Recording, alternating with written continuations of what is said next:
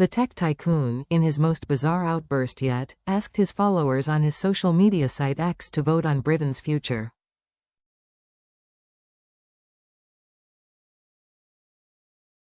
Elon Musk has continued his extraordinary attack on the UK by asking if America should liberate the people of Britain from their tyrannical government.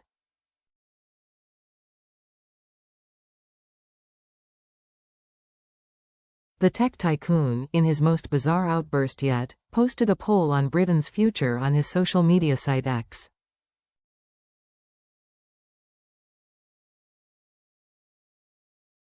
The U.S. tech billionaire, a key ally of Donald Trump, turned on Nigel Farage yesterday after the Reform leader distanced himself from Mr. Musk's support of Tommy Robinson.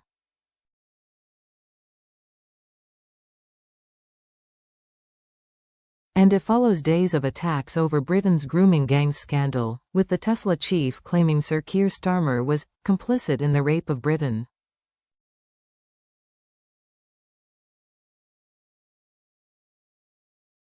He has also accused Sir Keir of failing to prosecute grooming gangs whilst he was the head of the CPS.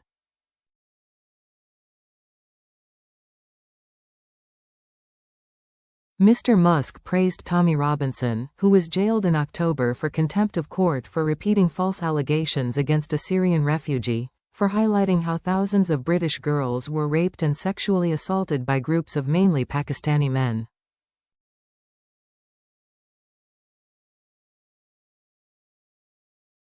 And Musk posted on Monday morning, "America should liberate the people of Britain from their tyrannical government."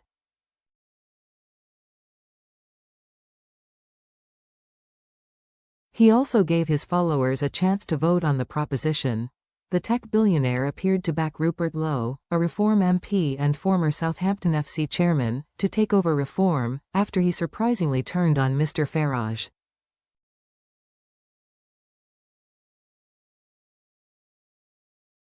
Mr. Lowe broke his silence on Monday morning, stating, "More awareness has been raised around the rape and abuse of thousands of vulnerable British girls in the last few days than has ever happened before."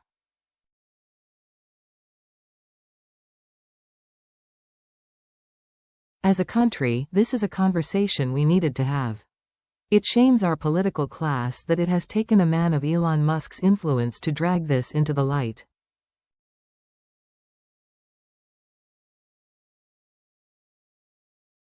This is where the focus should remain, not elsewhere. Swift and brutal justice for those responsible.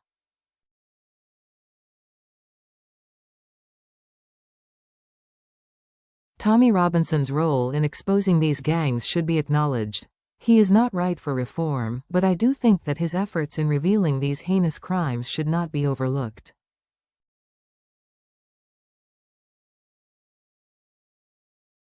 I thank Elon for his kind comments. I just want to do what is right for my constituency and my country. That is my only interest.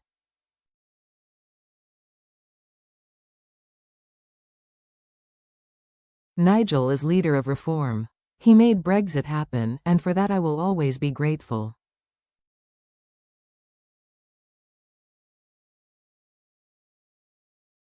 I look forward to working with Nigel and the entire team to continue to hold this incompetent Labour Party to account, democratise our own party, win the next election and form a reform government.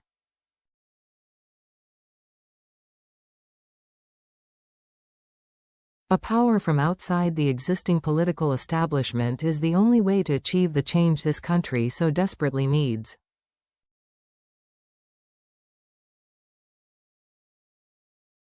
As he returns from Parliament's Christmas recess, the Prime Minister is likely to face questions over Mr. Musk's tweets and calls from other parties to launch a new inquiry into child sexual exploitation.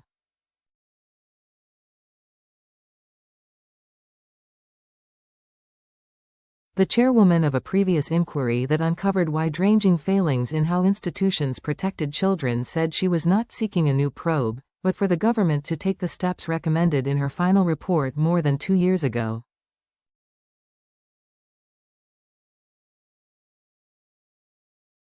Our mission is not to call for new inquiries but to advocate for the full implementation of the independent inquiry into child sex abuses recommendations.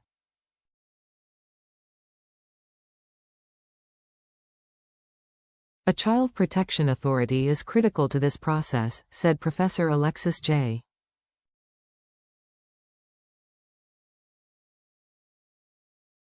Mr. Musk's criticism of Sir Keir included saying he had failed to bring rape gangs to justice as Director of Public Prosecutions, DPP, from 2008 to 2013 and calling him complicit in the rape of Britain.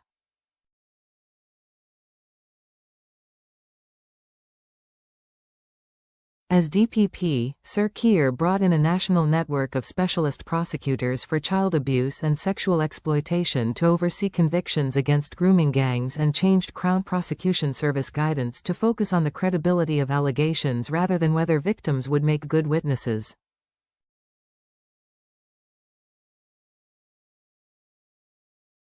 Mr. Musk also posted on X, which he owns, suggesting that Safeguarding Minister Jess Phillips deserves to be in prison for denying requests for the Home Office to lead a public inquiry into child sexual exploitation in Oldham and called her a rape genocide apologist.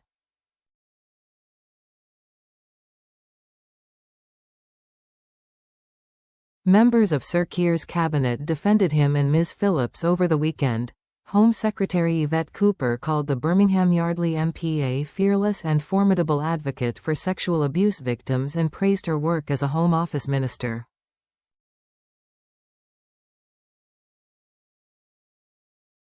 Health Secretary Wes Streeting called Mr. Musk's attacks on Ms. Phillips a disgraceful smear on the Sunday media round.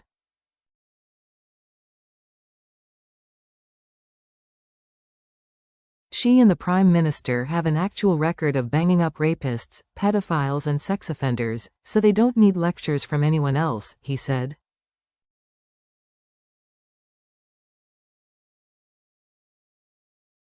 Social media platforms can help to clamp down on those grooming children online if Mr. Musk wants to roll his sleeves up and actually do something about tackling violence against women and girls, he said.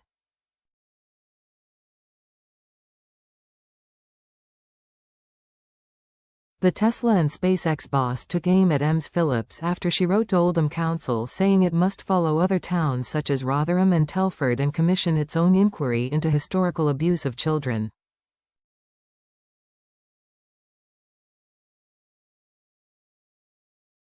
Labour is now facing calls for a new national inquiry from Reform UK and the Conservatives, the latter of which had refused a request for a public inquiry into events in Oldham while in government.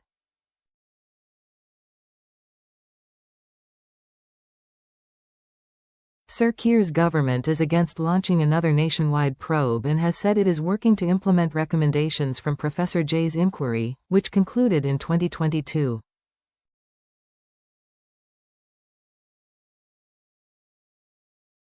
That inquiry looked into abuse by organised groups following multiple convictions of sexual offences against children across the UK between 2010 to 2014, including in Rotherham, Cornwall, Derbyshire, Rochdale and Bristol.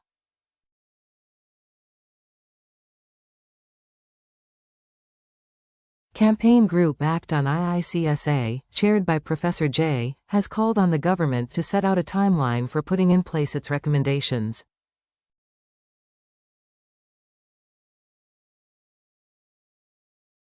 It has also urged it to set up a child protection authority to cover the key recommendations of standardizing data collecting and sharing, enhancing analysis and identification of organized networks and abuse patterns, and proactively funding measures to prevent abuse and support victims and survivors.